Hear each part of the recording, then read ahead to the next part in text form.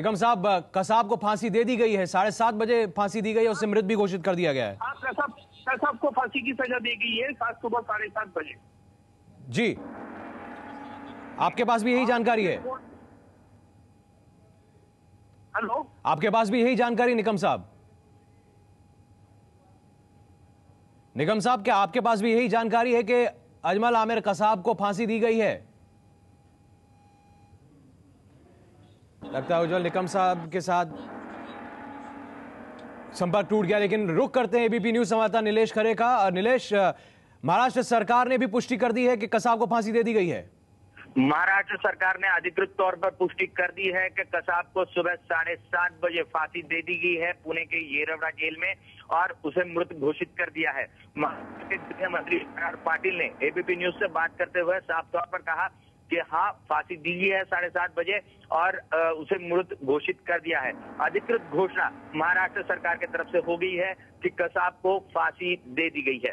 Siddharth, ABP news संवाददाता नीलेश खरे बता रहे हैं। एबीपी न्यूज से बातचीत में महाराष्ट्र के गृह मंत्री आर पाटिल ने इस बात की पुष्टि की है कि सुबह 7:30 बजे अजमल आमिर कसाब को फांसी दी गई है और डॉक्टरों ने उसे मृत घोषित किया है। उमेश कुमावत ने जो खबर दी है उसकी पुष्टि हो गई है कि अजमल आमिर कसाब को आज सुबह 7:30 बजे जो वक्त तय किया गया था कसाब को फांसी देने का, उसी वक्त पर फांसी की सजा दी गई, उसे फांसी पर लटकाया गया और डॉक्टरों ने उसे मृत घोषित किया है। अब से कुछ ही देर बाद महाराष्ट्र के गृह मंत्री प्रेस कॉन्फ्रेंस भी करने वाले हैं। सीधे रुख करते हैं पुणे का येरवडा जेल के बाहर मौजूद है एबीपी न्यूज संवाददाता उमेश कुमावत।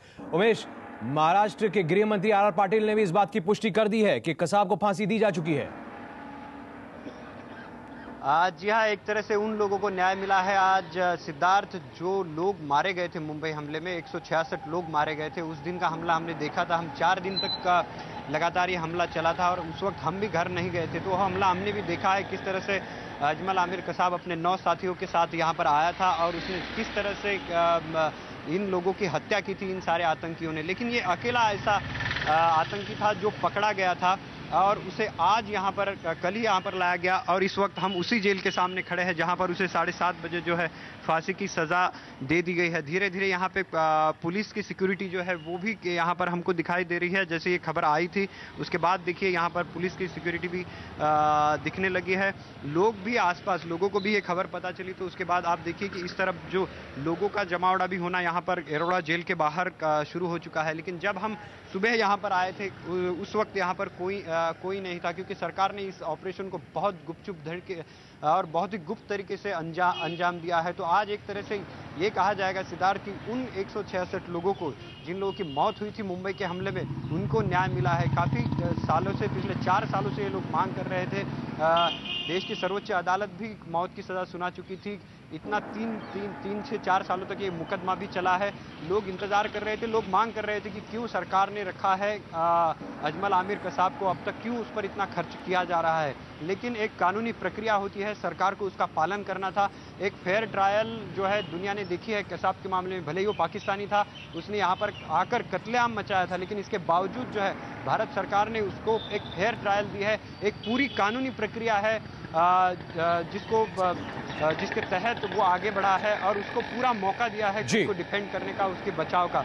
लेकिन आखिरकार उसे आज सुबह 7:30 बजे जो है यहाँ पर इसी जेल में जो है सुबह 7:30 बजे उसे फांसी की सजा दे दी गई है। और जैसे अब महाराष्ट्र सरकार ने भी इसकी पुष्टि कर दी है और डॉक्टरों ने भी अजमल आमिर कसाब को मृत घोषित कर दिया है। तो जैसे मैंने पहले कहा कि उन 166 लोगों को, जो लोग मारे गए थे, उनको आखिरकार आज न्याय मिला है।